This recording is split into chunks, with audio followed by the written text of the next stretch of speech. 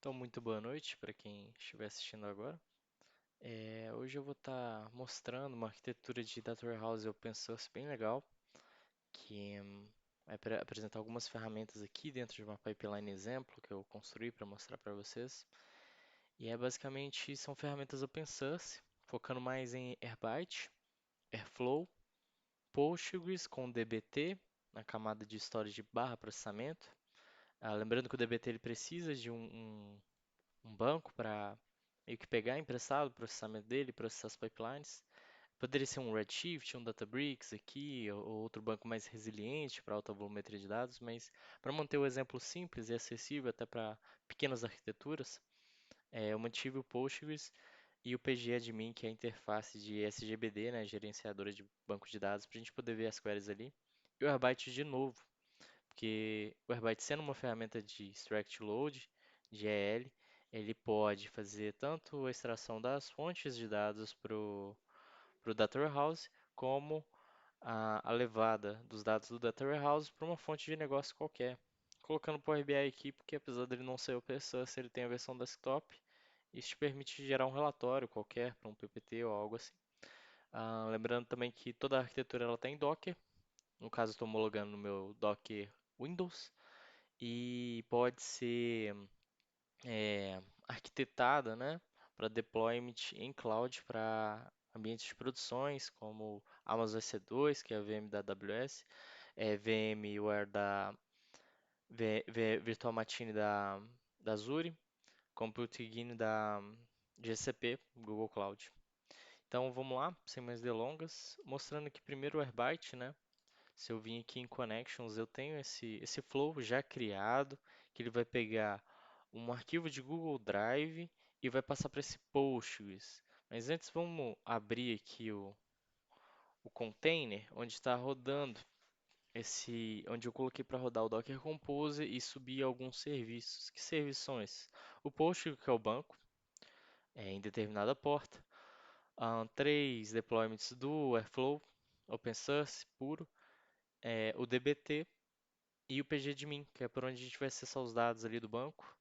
E tem um control plane, um container aqui próprio para o Airbyte. Então, começando pelo Airbyte aqui, como eu já estava mostrando, ele tem esse flow. Cada flow aqui, ele possui uma solução própria, o Airbyte, de orquestração, não necessitando necessariamente de um Airflow, mas pode ser conectado, chamado via API também.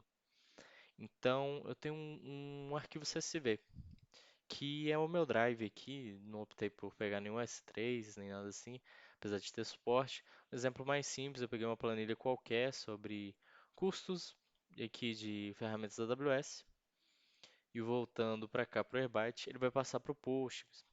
Então já rodou, está esquedulado para rodar de 24 em 24 horas, todos os dias, né? No caso, e ele rodou algumas horas, já está sincronizado, posso dar uma sincronização manual aqui também. Então vamos ver esses dados. Aqui eu já estou com eles abertos.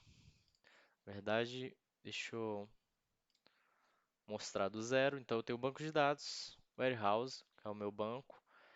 O esquema está no public mesmo. E a tabela é esse simple sheet. Então se eu criar um script aqui de select, eu vou poder ver esses dados e vou querer fazer um outro processamento no DBT. Eu tenho essas colunas, além de outras colunas no Airbyte, que elas são metadados ali de ingestão para ter alguma rastreabilidade. Aqui tem outras tabelas porque eu utilizei o mesmo banco para o Airflow, o certo é usar um banco próprio, mas por questão de praticidade acabei utilizando o mesmo banco. Então, beleza. É, Qual que é o foco aqui? Então, tem alguns volumes, né? A parte do meu código poderia estar num Git, mas mantive aqui mesmo, já que eu estou rodando na minha máquina. E eu tenho as minhas DAGs, e eu vou rodar uma DAG no qual ele vai executar um comando de dbt run, que é o que roda as queries que a gente cria no dbt. Então, para quem não sabe, o dbt funciona com você criando queries. Eu vou mostrar que eu vou rodar aqui. Então, ela é uma config que vai para uma view, né? Não é uma tabela, é uma view materializada. Vai fazer um select em todas as informações que tem EC2. Então, as linhas 3, 4, 5, não, na verdade 4, 5 e 6, perdão. e vai fazer um like para trazer esses dados para mim. Então tem que configurar uma query, um esquema aqui. O esquema já está configurado. Então beleza, já tenho tudo aqui. Então teoricamente eu só tenho que rodar a DEG. Ela também está schedulada, eu já rodei ela para o vídeo não ficar extenso, mas ela só faz esse dbt run, que é a mesma coisa de chegar no container lá e rodar. Aqui pelos logs já sei que está ok, que criou a view. Então para conferir a gente vai vir aqui no mesmo banco e vai conferir a criação dessa view. Fazendo um script de select para view, a gente vai ver que esses dados estão aqui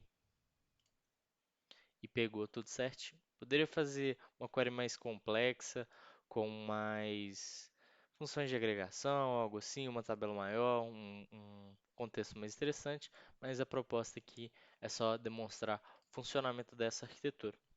É uma arquitetura simples, funcional e que pode estar de maneira organizada agregando para o seu dia sem ter um alto custo, visto que a arquitetura de máquinas virtuais em cloud é barato em comparação a você utilizar ferramentas como Databricks, BigQuery, e pode ser uma solução legal. Então, espero que esse vídeo tenha sido proveitoso para você de alguma forma e obrigado pela atenção.